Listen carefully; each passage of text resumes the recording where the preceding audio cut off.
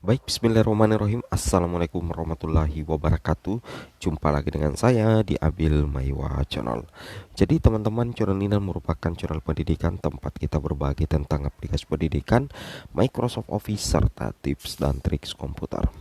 Jadi pada video kali ini Bapak Ibu ya, kembali lagi admin akan mencoba mengupdate ya kabar baik dari Panselnas terkait notifikasi SSCSN dan formasi P3K. Di sini ada kabar ya bahwasanya bersiap tanggal 11 ya sebelum resum. Di sini P1 potensi banyak diangkat ASN dan P2 dan P3 dipastikan akan ikut observasi. Tapi sebelum kita lanjut, bagi rekan-rekan guru yang baru menemukan channel ini, silahkan tekan tombol subscribe ya dan aktifkan lonceng notifikasi agar setiap hari Bapak Ibu bisa mendapatkan informasi terbaru dari kami. Baik, kita langsung saja tutup poin ke informasinya terkait kabar baik dari Pansel formasi P3K versus notifikasi SSCSN. Let's go. Jadi di sini banyak sekali yang mempertanyakan hal-hal ini Bapak Ibu ya. Jadi di sini kami sengaja merangkum beberapa pertanyaan ya yang sering muncul terkait P3K. Yang pertama itu adalah seperti ini. Banyak yang bertanya seperti ini. Saya muncul status prioritas 3 tetapi tidak bisa melanjutkan pendaftaran. Dengan keterangan, mohon maaf, formasi pada instansi sudah tidak tersedia. Jadi ini banyak sekali yang bertanya seperti ini. Bagaimana jika kita adalah P1, P2, P3, tetapi pada saat kita login SSCSN tidak ada penempatan, tetapi justru muncul keterangan seperti ini, tidak bisa melanjutkan pendaftaran dengan keterangan mohon maaf, formasi pada instansi sudah tidak tersedia. Bagaimana? Nah, di sini langsung terjawab ya melalui admin P3K. Di sini kita jawab ya, rekrutmen P3K 2022 sangat berbeda dengan tahun sebelumnya. Untuk tahun ini, semua peserta yang ikut wajib memiliki jam mengajar yang linear di Dapodik. Apabila ada jam tidak linear, maka jam linear harus lebih banyak daripada jam tidak linear. Data ditarik pada tanggal 1 Oktober 2022. Jika tidak memiliki jam mengajar dan memiliki lebih banyak jam tidak linear, maka tahun ini peserta tersebut tidak bisa mengikuti P3K 2022. Seperti itu Bapak Ibu ya. Itu yang harus Bapak Ibu pahami. Jadi dengan adanya keterangan mohon maaf formasi pada instansi sudah tidak tersedia, maka ada kemungkinan juga selain karena memang formasi sudah habis, bisa jadi ada keterkaitan dengan jam mengajar Bapak Ibu ya yang linear dan terdata di Dapodik. Nah, jadi apabila ada jam tidak linear, maka jam linear harus lebih banyak daripada jam yang tidak linear. Kemudian data Dapodik itu ditarik pada tanggal 1 Oktober 2022. Jika tidak memiliki jam mengajar dan lebih banyak jam tidak linear, maka tahun ini peserta tersebut tidak bisa mengikuti tes P3K 2022. Jadi ada keterkaitan dengan jam mengajar di Dapodik ya. Jadi tidak selamanya harus 24 jam ya, tetapi intinya jam mengajar Bapak Ibu di Dapodik itu harus lebih banyak daripada jam yang tidak linear. Seperti itu ya. Karena tidak mengajar itu dianggap jam mengajar yang tidak linear. Nah, jadi seorang guru itu harus memiliki jam mengajar Bapak Ibu ya, dan itu terdampak di seleksi P3K 2022. Seperti itu. Oke, kita lanjut lagi. Kemudian ada juga yang bertanya seperti ini, apabila tidak bisa mengikuti prioritas 3, apa tidak bisa turun prioritas?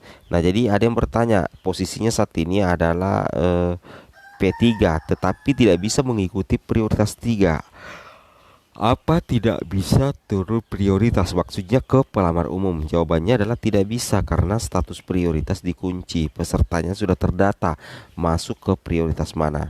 Kemudian nomor 3, saya tidak bisa melanjutkan karena muncul verbal ijazah. Bagaimana caranya? Ya, ini yang sudah sering saya katakan ya. Ketika Bapak Ibu tidak verbal ijazah, nantinya Bapak Ibu akan dibuat susah di SSCASN. Makanya wajib verbal ijazah.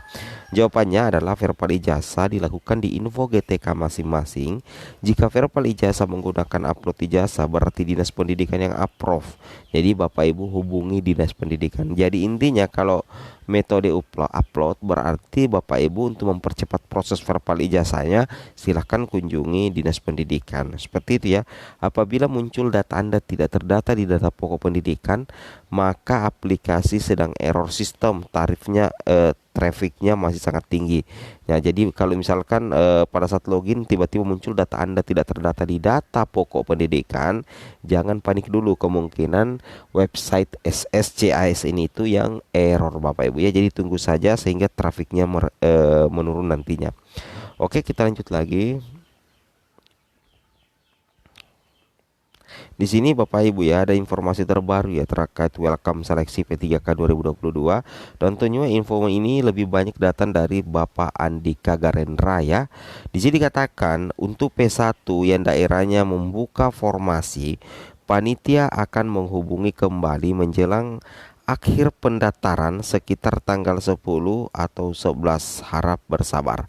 Jadi Bapak Ibu yang daerahnya membuka formasi dan Bapak Ibu sudah melakukan proses pendaftaran di SSCASN, nantinya panitia atau panselda Bapak Ibu akan mengunjungi Bapak Ibu sekitaran tanggal 10 atau tanggal 11 atau menjelang akhir-akhir pendaftaran. Jadi menjelang resum Bapak Ibu. Jadi Bapak Ibu harap bersabar ya. Harap bersabar. Apakah Bapak Ibu itu P1, P2, P3 ataupun pelamar umum.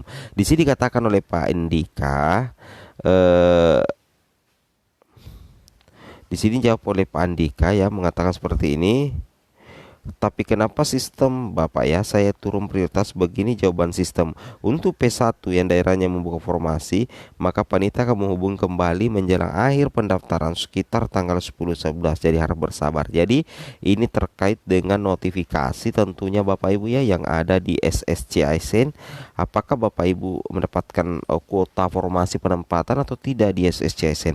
Nantinya daerah ya dalam hal ini Panselda akan menghubungi Bapak Ibu yang sudah melakukan proses pendaftaran itu menjelang akhir pendaftaran Bapak Ibu ya sekitar tanggal 10 atau 11. Ini berdasarkan dari hasil chat Bapak Andika Garendra yang beredar di media sosial. Itu yang kami jadikan background konten pada hari ini Bapak Ibu ya. Oke, kemudian kita lanjut lagi di sini.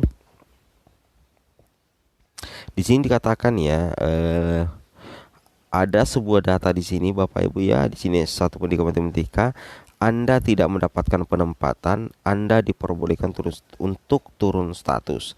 Nah, jadi kalau misalkan di menu di akun SSCASN Bapak Ibu setelah login kemudian mendapatkan posisi Anda tidak mendapatkan penempatan, Anda diperbolehkan untuk turun prioritas, berarti masih ada ketersediaan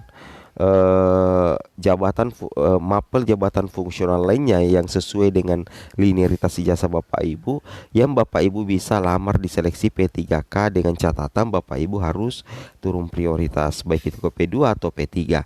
Nah, di sini dikatakan sambungan dari chat Bapak Andika tadi itu nanti Bapak Ibu akan dihubungi menjelang akhir pendaftaran ya sekitaran tanggal 10-11. Harap bersabar. Nah, di sini dijawab lagi oleh guru yang bersangkutan. Terima kasih Pak Andika. Kemudian di sini dikatakan lagi oleh guru, bertanya lagi, berarti saya jangan turun prioritas ya Pak.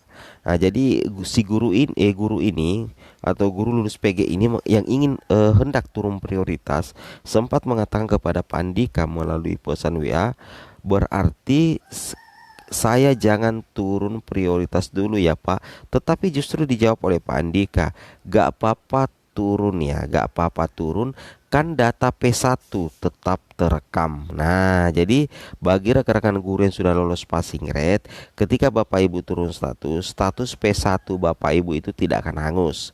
Nah, jadi status P1 Bapak Ibu itu tetap ada ya, karena sudah direkam oleh sistem tentunya ya. Oke, itu harus Bapak Ibu pahami. Kenapa bisa tidak hangus? Karena tentunya pada saat Bapak Ibu P1 turun ke P2, Bapak Ibu akan memilih jabatan fungsional lain Bapak Ibu ya, bukan jabatan fungsional pada saat posisi Bapak Ibu P1, tetapi memilih jabatan fungsional lain dengan posisi P2 atau P3. Jadi secara otomatis data P1 Bapak Ibu itu akan tetap terekam tentunya. Oke, kemudian kita lanjut lagi. Nah, di sini muncul keterangan ya, penyebab mendapat notifikasi seperti ini. Jadi Bapak Ibu tentunya sudah bisa melihat apa kira-kira penyebab mendapat notifikasi. Mohon maaf, formasi pada instansi sudah tidak tersedia, Anda tidak dapat melanjutkan pendaftaran. Jadi ada 4 penyebabnya. Yang pertama, tidak dibuka formasi di instansinya. Kemudian yang kedua, formasi di instansi yang sudah ada, sudah atau sedang akan diisi oleh P1.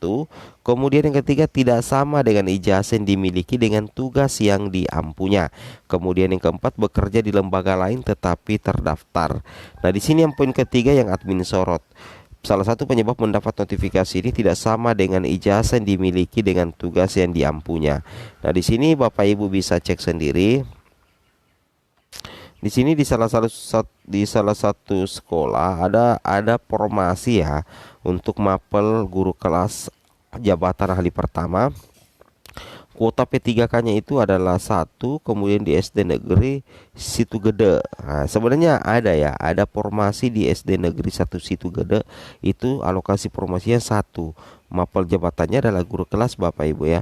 Ternyata kenyataannya seperti ini yang terjadi. Kenyataannya yaitu ternyata guru ini mendaftar prodinya itu pendidikan guru sekolah dasar ya. Nah, di sini tiba-tiba keterangannya formasi pada instansi sudah tersedia, Anda tidak dapat melanjutkan pendaftaran. Ya, status prioritas 3. Nah, ini posisinya kenapa muncul keterangan seperti ini? Karena sebenarnya ijazahnya itu adalah S1 guru kelas SD. Tetapi mapel yang terdaftar di Dapodik adalah PJOK, berarti dia mengajar PJOK di Dapodik, bukan sebagai guru kelas, tetapi jenis PTK-nya itu adalah guru mapel Bapak Ibu ya. Nah, sehingga secara otomatis tidak linier. Nah, pada saat muncul pendaftaran, dia tidak mendapatkan penempatan atau tidak mendapatkan jatah ini untuk didaftar. Seperti itu ya. Jadi hati-hati tentang pengisian data Dapodik Bapak Ibu ya. Oke, assalamualaikum warahmatullahi wabarakatuh.